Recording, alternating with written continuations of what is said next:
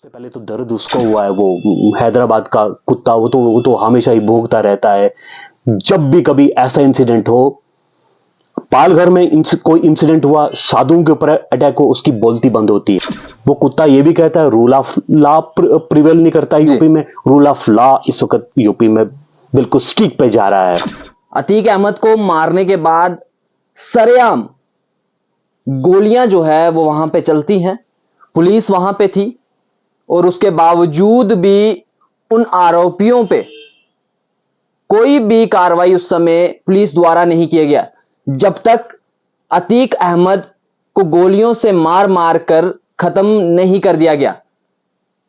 बड़े सवाल जो हैं वो पैदा हुए उसके बाद, और बहुत सारी चीजें जो है वो लगातार हमें देखने को मिली ग्राउंड के अंदर, जिसमें बड़े बड़े बयान जो हैं बड़े लीडर्स के जो है वो देखने को मिले।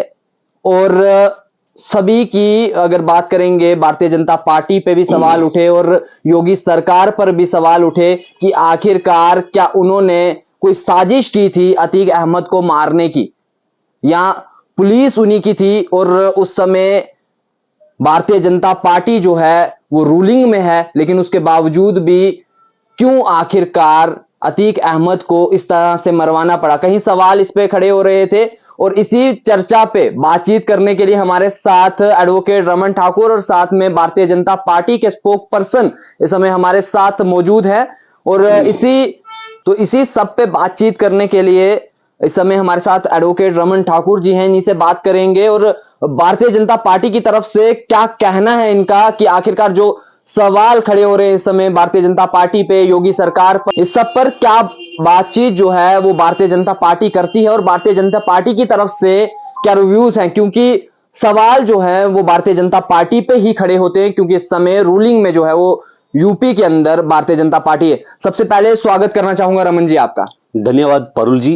रमन जी, जानना चाहूंगा आपसे कि आखिरकार किस प्रकार से जो है वो अतीक अहमद को मारा जाता है। प्रेस के आई कार्ड जो है वो पैन के 3 शख्स आते हैं वहां पर, और उसके बाद हम देखते हैं कि नॉर्मल जो है वहां पे बातचीत चल रही होती है, पुलिस भी वहां पे मौजूद होती है, प्रेस कर्मचारी कुछ सवाल भी कर रहे होते हैं, लेकिन उसी के बीच में शूटर्स जो हैं वो पिस्तौल का इस्तेमाल करते हैं और तब तक मारते हैं जब तक वो मर नहीं जाता, और उसके बाद जो है वो पुलिस उन्हें पकड़ती है, लेकिन उससे पहले रोकने की कोशिश नहीं की जाती। और ये भी जो है वो लोगों के द्वारा बताया जा रहा है, और कई सारे नेताओं ने जो है वो इस पे सवाल भी उठाया कि भारतीय जनता पार्टी का जो और योगी सरकार ने जो है वो एक साजिश के तहत जो है वो अतीक अहमद को जो है वो मारा है।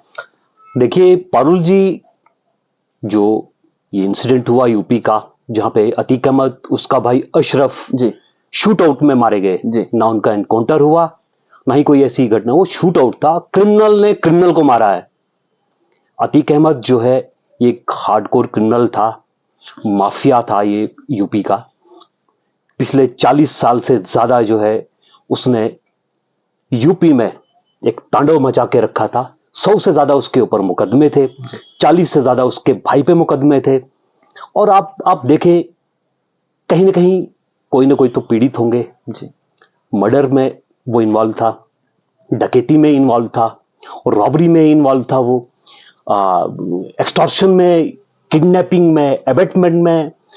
वो आईपीसी का कौन सा ऐसा जुर्म सेल्फ डिफेंस को छोड़ के बाकी सब जुर्म में उसकी इन्वॉल्वमेंट थी। और फिर कहीं ना कहीं कोई ना कोई तो रिवेंज तो लेता है, चाहे आज नहीं। आप अगर जुर्म का साम्राज्य खड़ा करेंगे तो एक न एक दिन वो जुर्म का साम्राज्य जो है वो ध्वस्त होगा ही होगा। आपने देखा कैसे इसका जुर्म का साम्राज्य जिसने इतना तांडव मचा के रखा था, आज वो पूरा ध्वस्त हो गया है। उसका जो उसने अपना माफिया से जो भी धन इकट्ठा किया था जी, इलीगल मनी जो उसने इकट्ठा करके रखा था, एक्सटॉर्शन से, डकैती से, वह सारे के सारा जो है ध्वस्त हो गया है। नहीं रमन, और मेरी बात सुनो, आप कह रहे हैं कि भाजपा पे ये एलिगेशंस लग रहे हैं जी। आप 50s की बात करें, 1950 से लेके 60s तक इसी पश्चिम उत्तर प्रदेश में गुंडागर्दी शुरू हुई थी जी। और वो भी कॉलेज प्रिमिसेस में हो रही थी, यूनिवर्सिटीज में हो रही थी, 70s में ऐसा ही हाल था। 70s में भी बहुत गुंडागर्दी जो है उत्तर प्रदेश में पनप गई थी, और सबसे ज्यादा जो गुंडागर्दी को शेल्टर दिया वो मुलायम सिंह ने दिया, मायावती सरकार ने दिया, और वहां की कांग्रेस सरकार ने दिया। ये अतीक अहमद, शायद इस पे अगर पहले से लगाम लगी होती तो आज ये दिन उसको ना पड़ता, ना ही उसके परिवार को ये दिन देखना पड़ता। अतीक अहमद जो एमएलए भी रहा है, एक एमपी भी रहा है। कांग्रेस की सरकार 2008 में, कांग्रेस की सरकार जब अल्पमत में आ गई, अतीक अहमद को जेल से छुड़ा के पार्लियामेंट में लिया है और उससे वोट डलवाया है। और ऐसा संरक्षण, ऐसे जैसे माफिया को हो तो वो तो नेचुरली ग्रो करेगा, और जिसके फिर लिंक्स आईएसआई से हो, टेररिस्ट से हो, जो आर्म्स एंड एम्यूनिशन जो है कलेक्ट करे और उस आर्म्स एंड एम्यूनिशन से लोगों के घर बर्बाद करे, लोगों को पिछाड़ दे, कोई उसके आगे बोलने को तैयार नहीं था। ये जो 100 FIRs की बात कर रहे हैं ना, ये तो बड़ी जुर्रत की है उन लोगों ने जो सामने आए। उसके अलावा जो सामने कभी नहीं आए और उसके मरने के बाद आज देख रहे हैं, एक शायद कोई विडो थी, वो कह रही थी कि मेरे तो हस्बैंड का पता ही नहीं है, उसका तो पता ही नहीं है कहां गया, बेटे को मरवा दिया। इस किस्म का जो है आतंक इस अतीक अहमद, उसके भाई अशरफ ने मचा के रखा था। नहीं तो रमन जी, हम क्या समझे कि सही हुआ? आप क्या समझते हैं? देखिए ये शूट आउट है जी, ये शूट आउट है, इन्वेस्टिगेशन हो रही है, इस पे योगी सरकार ने है जुडिशियल कमीशन बिठा के रखा है, और सुप्रीम कोर्ट में भी एक पिटीशन फाइल हुई है। तो जो भी अगर यूपी में एनकाउंटर होते हैं, वो सुप्रीम कोर्ट की गाइडलाइंस को फॉलो करके ही एनकाउंटर होते हैं। नेशनल ह्यूमन राइट कमीशन बना है, उसके बाद वो इंक्वायरी करता है, और आज तक जो भी एनकाउंटर यूपी में, मुझे लगता है 10,000 से ज्यादा एनकाउंटर यूपी में हुए हैं जी। 183 जो क्रिमिनल है वो मारे गए हैं एनकाउंटर में। तो आप क्या समझते हैं, सही हुआ? सुनिए, देखिए, आप पुलिस पे फायरिंग करेंगे जी, तो क्या पुलिस को ये अधिकार नहीं है कि अपने सेल्फ डिफेंस में वो गोली चलाए? जी बिल्कुल है। वो हार्डकोर क्रिमिनल्स हैं जी, वो कोई छोटे मोटे क्रिमिनल्स नहीं है, जहां उनके खिलाफ 10-10, 20-20, उससे भी अधिक FIRs उन पे लगी हो, वो हार्डकोर क्रिमिनल्स हैं। 183 जो है, मैंने अभी कहा आपको फिगर बताया, 183 जो है डेथ्स हुई हैं, उनमें 23,000 से ज्यादा योगी सरकार ने, जब से योगी सरकार ने अपना कार्यभार संभाला है यूपी में, 23,000 से ज्यादा क्रिमिनल्स जेलों के अंदर चले गए हैं, और उससे मुझे लगता है उससे भी अधिक जो है भाग गए, यूपी छोड़ के चले गए, और 10,000 जो है एनकाउंटर हुए हैं, 10,000 से ज्यादा एनकाउंटर हुए हैं, 5,000 के करीब जो है इंजर्ड हुए हैं। और आपको मैं ये भी बताता चलूं आपके मीडियम से, 14 पुलिस कर्मी जो हैं वो शहीद हुए हैं। क्या उनकी फैमिली के साथ किसी को सहानुभूति नहीं है? या जो लोग उन क्रिमिनल्स ने मारे, उनकी फैमिली के साथ किसी को सहानुभूति नहीं है? और आज यहां ऐसा इस इंसिडेंट को ऐसा बना के रखा है यहां के जो सियासतदान हैं।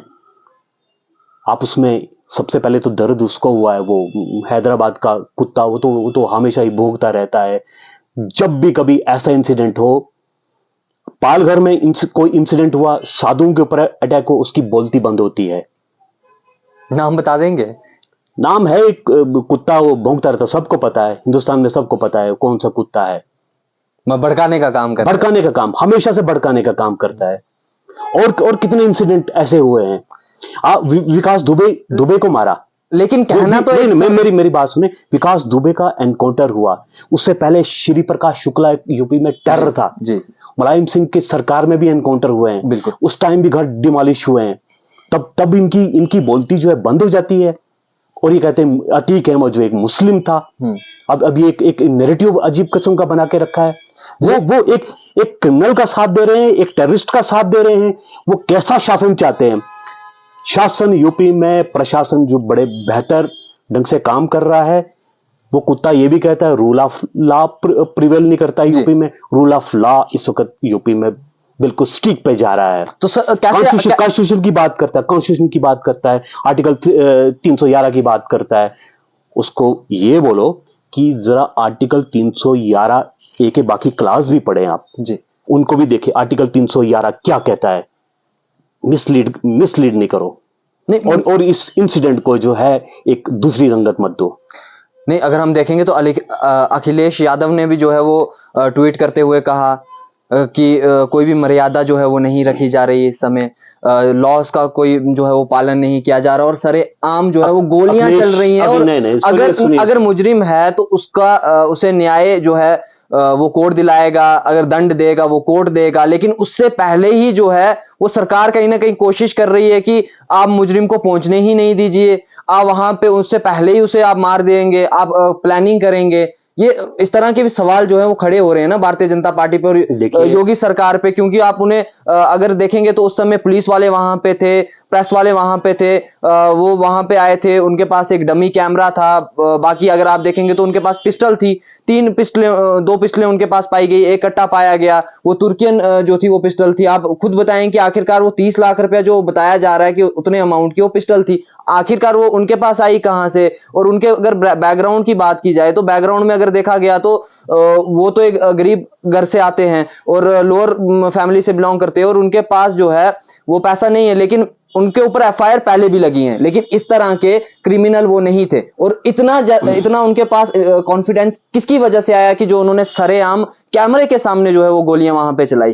क्या उनको पीछे से कोई उनके पीछे तो था ना जिसकी वजह से उन्होंने वो गोलियां चलाई, सरेआम गोलियां चलाई, और कैमरे वहां पे शूट कर रहे थे, टेलीविजन मीडिया के कैमरे वहां पे लगे हुए थे। पारुल जी, ये मैटर ऑफ इन्वेस्टिगेशन है। अभी वो 3 जो हैं वो कोई छोटे मोटे क्रिमिनल नहीं है जी, उनकी एज पे मत जाइए, वो भी हार्डकोर क्रिमिनल थे, अभी वो जेल में हैं जी।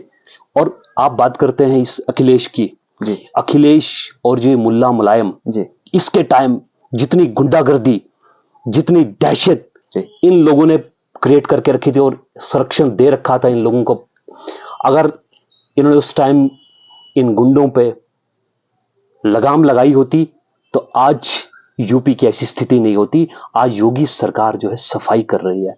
आप जाके यूपी में देखें, आज महिलाएं जो हैं, तो मतलब कि जो वारदात हुई इसमें भारतीय जनता योगी सरकार जो है उसका हाथ है। मेरी बात सुनिए, आज महिलाएं जो है बड़ी सुरक्षित हैं जी, बड़े फ्रीली वो घूम रहे हैं जी। बच्चियां जो स्कूल जाने में, कॉलेज जाने में कतराती थी, आज वो सुरक्षित है। आज वो लोग सुरक्षित हैं जिनसे रंगदारी ली जाती थी, एक्सटॉर्शन जी, जिनके बच्चे, बिजनेसमैन के बच्चे जो किडनैप किए जाते थे और उनसे एक्सटॉर्शन ली जाती थी। तो आज वो सुरक्षा का माहौल अगर किसी ने बनाया है तो योगी सरकार ने बनाया है। मगर मेरा सवाल ये नहीं है, मेरा सवाल ये है आपका सवाल मैं समझ गया जी। आपने कहा कि जो शूट आउट हुआ जी, उनके पीछे कोई किसी आदमी का हाथ होगा। देखिए, मैंने आपको कहा ये मैटर ऑफ इन्वेस्टिगेशन है, इसमें पुलिस इन्वेस्टिगेट कर रही है। वो पर्दा भी फाश होगा जी, वो कौन लोग थे, वो कौन लोग हैं जिन्होंने ये शूट आउट। और फिर नेचुरली एक कॉमन सेंस की बात है, आपके ऊपर 100 से ज्यादा एफआईआर लगी हो, वो भी डकैती, murder, attempt to murder, robbery, तो कोई ना कोई तो रिवेंज तो लेगा ही लेगा। आपका कहना यह है कि जिन परिवार के साथ उन्होंने कहीं गलत किया होगा, हो सकता है किसी ने उनसे बदला लिया हो, वो हो सकता है, पॉलिटिकल इश्यू हो सकता है। तो अब हर एंगल से जो है पुलिस इन्वेस्टिगेशन करेगी जी, जो भी होगा, जिस एंगल से भी कोई कल्प्रेट होगा, जिसने कोई कॉन्स्पिरेसी हैच की होगी, वो चीजें तो ये योगी सरकार तो छोड़ने वाली नहीं है। वो सब कुछ आपके सामने एक दिन बाहर आएगा। हाल ही फिलहाल में अगर आपको पता होगा रमन जी, तो सत्यपाल मलिक जी ने जो है वो एक बयान दिया जिसमें उन्होंने कहा कि जम्मू कश्मीर के अंदर जो है वो सेंटर की सरकार चला रही है, जम्मू कश्मीर के अंदर जम्मू कश्मीर की सरकार नहीं चला रही, जम्मू कश्मीर के लोग नहीं चला रहे, जो सेंटर की सरकार उसे चला रही है। तो कहीं ना कहीं खराबी जो है वो जम्मू कश्मीर में वहां से हो रही है। और कहीं सारे जो है वो बयान उन्होंने भारतीय जनता पार्टी के खिलाफ दिए और भारतीय जनता पार्टी के खिलाफ नरेंद्र मोदी साहब के खिलाफ जो है उन्होंने बड़े बयान दिए। लेकिन अगर बात करेंगे तो इस पे आपने देखा होगा बयान उसके बाद लगातार एनसी पार्टी से भी हमें देखने को मिला, पीडीपी पार्टी से भी देखने को मिला, अलग अलग पार्टियों से जो है वो अलग अलग राय जो है वो देखने को मिली और अलग अलग ओपिनियन भी जो है हमें देखने को मिला। लेकिन अब सुनने में ये आ रहा है कि भारतीय जनता पार्टी अपने इस मुद्दे को भटकाने के लिए कहीं दूसरे चीजों को जो है वो सामने ला रही है, जिस तरह से ये यूपी के अंदर इंसिडेंट हो या पॉलिटिकली इसे दर्शाने की कोशिश कर रही है। क्या मानना है आपका इस पे? देखिए, पाल मलिक जो है ना, जिस थाली में खाएगा उसी में छेद करने वाला वो ऐसा व्यक्ति है। आपने उसके स्टेटमेंट, किसान आंदोलन जो हुआ था, बहुत बड़ा आंदोलन खड़ा हुआ था, उसमें उसके स्टेटमेंट आपने सुनना कभी, और उसके बाद कहने लगा कि अब मैं इन बयानों से जो है ये बयान में वापस लेता हूं, मैंने जो बोला वो झूठ बोला। क्या क्रेडिबिलिटी उसके स्टेटमेंट्स की? उस ऐसे व्यक्ति की कोई क्रेडिबिलिटी नहीं बनती है। और दूसरी बात आपने कहा कि यूपी का इंसिडेंट जो है ये इसके स्टेटमेंट्स को भटकाने वाला। देखिए, यूपी का इंसिडेंट एक अलग इंसिडेंट है, वो एक क्रिमिनल एक्ट है, वो किसी सरकार ने नहीं किया। वो एक, मैं कहता हूं हिंदुस्तान की हिस्ट्री में ऐसा जो इंसिडेंट हुआ, ये आज फर्स्ट टाइम ऐसा इंसिडेंट हुआ है। इतनी सिक्योरिटी के बीच में जाके वो कैमरामैन बन के उन्होंने ऐसा शूट आउट किया। ये एक बड़ा फिल्मी अंदाज में जो है ये मर्डर हुआ है। तो ये एलिगेशंस, ये फॉल्स फ्रिवलेस एलिगेशंस बाकी अपोजिशन पार्टी लगा रही है कि अब ये जो मुद्दा है, ये सत्यपाल के स्टेटमेंट्स को भटकाने के लिए यूपी का इंसिडेंट हुआ है। यूपी का इंसिडेंट इस बिना पे नहीं हुआ है। योगी सरकार अपना काम कर रही है। 2017 से देखें आप और आज तक आप देखें, प्रशासन और शासन दोनों बेहतर काम कर रहे हैं यूपी में। अगर आपको याद होगा तो एक हाल ही में जो है वो बयान जो है उन्होंने अतीक अहमद ने दिया था, जिसमें उन्होंने कहा था कि मुझे भी मारने की जो है वो साजिश की जा रही है, हो सकता है कि मुझे जल्द जो है वो टारगेट किया जाए। देखिए, आप क्रिमिनल हैं तो क्रिमिनल को एप्रीहेंशन तो रहती है कि फिर मुझे भी तो कोई ठोक देगा, तो ठोक दिया। तो क्रिमिनल था तो क्रिमिनल ने ठोक दिया। इसमें वो इशू एक बना देना, आप खड़े कहां पे हैं? जो भी अभी कह रहे हैं कि ये एक मुस्लिम तबके से तल्लुक रखता था, मुस्लिम्स को दबाया जा रहा है। नहीं, वही मैं आपसे सवाल करना चाहता हूं। मेरी बात सुनिए। इस समय जो है वो माहौल, अभी मैं आपसे सिर्फ यही बात कर रहा था। उन्होंने कहा 183 जो एनकाउंटर्स हुए ना, 187 एनकाउंटर जो हुए, उस 183 सॉरी, उसमें 37% सिर्फ मुस्लिम्स हैं जी, बाकी उससे अधिक जो तो वो हिंदू हैं। बिल्कुल। यहाँ तो क्रिमिनल और टेररिस्ट की बात जो है, टेररिस्ट की तो छोड़ो, क्रिमिनल की हिंदू और मुस्लिम वाली तो बात ही नहीं आती है कोई। क्रिमिनल तो क्रिमिनल है जी। विकास दुबे था, वो तो क्रिमिनल था, हिंदू था, क्रिमिनल था, 8 पुलिस वालों को मार दिया जी। तो ऐसे जैसे क्रिमिनल्स को बख्शना नहीं चाहिए। नहीं, माहौलिक बता रहा हूं मैं आपको रमन जी। अभी जो माहौल बना हुआ है, जो हमें देखने को मिल रहा है, जो लोगों के बीच में देखने को मिल रहा है कि इसे जो है वो धर्म के हिसाब से जो है बांटा जा रहा है कि मुस्लिम और हिंदू करने की कोशिश जो है वो यहाँ पे की गई है जी। हिंदुस्तान में जी अपोजिशन ये एक बहुत बड़ी गैंग है जी। ये एक ऐसा नैरेटिव बना रही है और इनका काम है नैरेटिव बनाना, भाजपा सरकार को एक निंदा दिखाना। आपने बंगाल का इस बार रामनवमी का प्रोसेशन देखा और उस प्रोसेशन में कितने हिंदू मारे गए, कितने दंगे फसाद हुए, बिहार में दंगे फसाद हुए।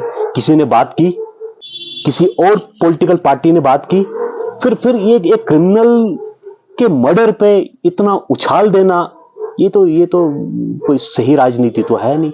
आप उसको क्या कोई स्वतंत्रता सेनानी मान रहे हैं, या कोई वो एक आजादी की जंग लड़के जो है जिसके ऊपर हजारों मर्डर के केसेस हों, एफआईआर्स हों।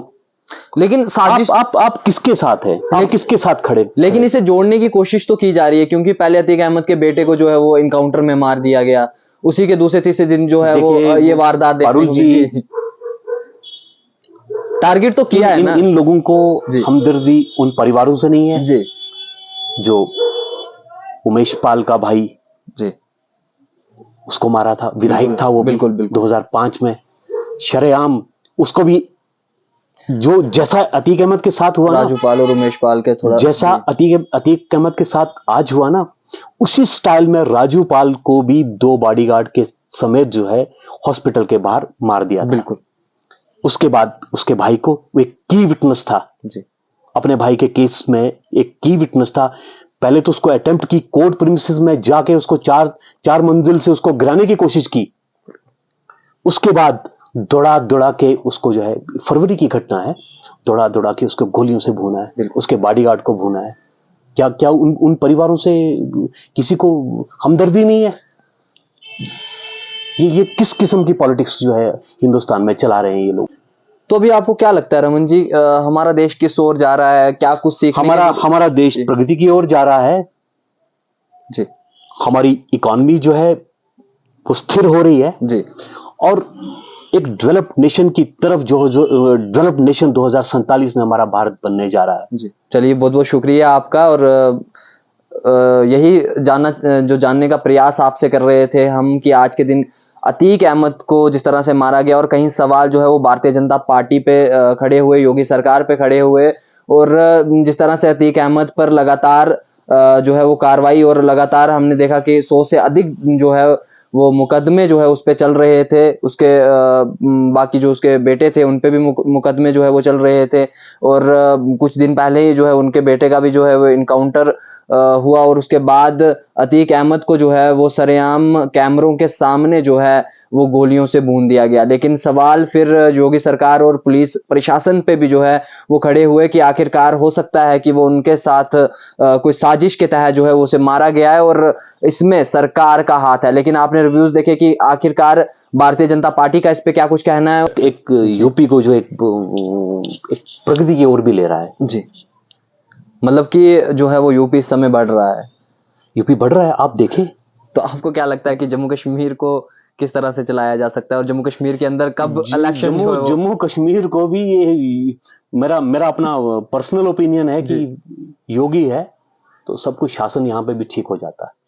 मतलब आप मांग करते हैं कि जम्मू कश्मीर के अंदर भी योगी जैसे एक सरकार, एक सीएम हो है? देखिए, आप कर रहे यूपी की बात जी, वहां इस वक्त योगी सरकार के आने से 2017 के बाद कैसी डेवलपमेंट हुई है जी। आप एक्सप्रेस वे देखिए, आप वहां पे एयरपोर्ट्स देखिए किस किस ट्रैक पे जा रहे हैं यूपी में। और सबसे बड़ी बात जो है हेल्थ सेक्टर में योगी सरकार ने बहुत बड़ा रेवोल्यूशन लाया है।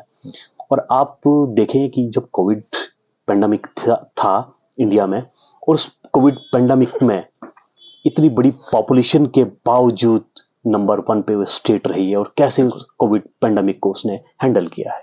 नहीं रमन जी, कहा जाता है कि योगी सरकार जो है वो वहां के नाम बदल के हिंदू नाम वहां पे रख रही है, जैसे कि हनुमान चौक, वहां पे अलग अलग नाम जो है वो दे दिए गए, या मंदिर बनाने की कोशिश की जा रही है, या ये कहा जाता है कुछ सरकारों, कुछ पार्टीज की तरफ से कि स्कूल, कॉलेजेस, हॉस्पिटल्स पे जो है वो काम होना चाहिए, लेकिन वो काम नहीं होता, लेकिन वहां पे मंदिर के काम हो रहे हैं, वहां पे एक धर्म को बांटने की वो काम हो रहे हैं। लेकिन आप कह रहे हैं कि हेल्थ सेक्टर में तो अच्छा काम वहां पे जा रहा है, हेल्थ सेक्टर में अगर हम देखेंगे तो वहां पे उन्नति हो रही है। देखिए, आप करें कि नाम चेंजेस हो रहे वहां पे कुछ, ये मैं नहीं कह रहा हूँ, ये पार्टीज का कहना और वहां के लोगों का भी कुछ कहना है। ठीक है, ये सब रिवाइवल हो रहा है।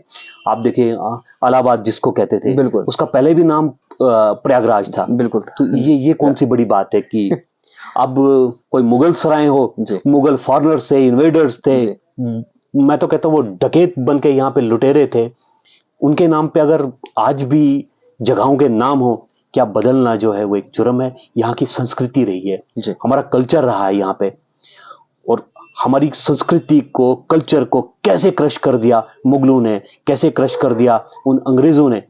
ये तो रिवाइवल हो रहा है। ये जो पुराने नाम हैं वही रखे जा रहे हैं, ये अपने आप से कोई भी नाम नहीं लाया है जी। सब जो है पुराने नाम, छुपे हुए नाम, उनको आज जो है योगी सरकार ने उजागर किया है। चलिए, बहुत बहुत धन्यवाद रमन जी।